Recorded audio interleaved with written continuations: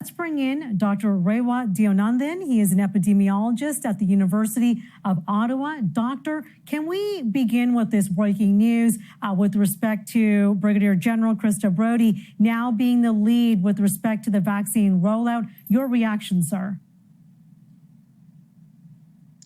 I'm sorry, you cut out there. I didn't quite hear the question. Okay, so we have a new lead on the vaccine rollout front. It was just announced out of Ottawa that Brigadier General Krista Brody will be taking over for Danny I didn't hear much of that question, but I'm assuming it's about the Manitoba situation. What we're seeing in Manitoba is interesting because they got their third wave later than the rest of the country, but it looks like the modeling is showing that they're leveling off this week, but they're plateauing at a place that is way too high.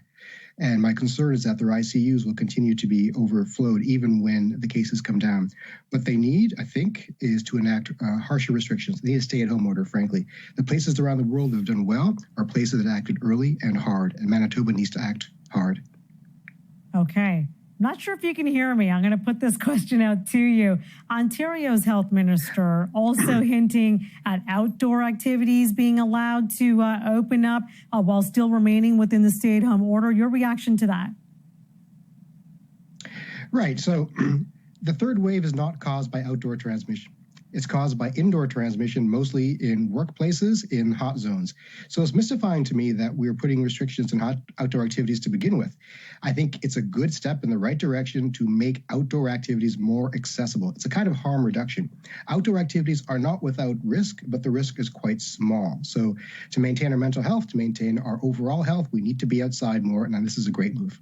Okay, and some more optimism for the country, getting what? Some 4.5 million doses of Pfizer and Moderna this week. Certainly that's going to have a bit of an impact, one would think, on the vaccine rollout in our country.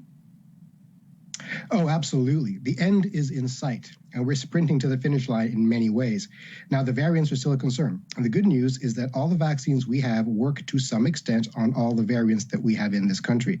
So the way forward is still to get as many first doses in arms as possible and to speed up the second dose regimen as well. So the role for each citizen is to just be willing to roll up our sleeves and get that jab. So I'm so excited by the news of new vaccines arriving. This is great news. The sun's going to come up. It's going to stay up for a long time. Okay. Dr. Deonandan, thank you for your time.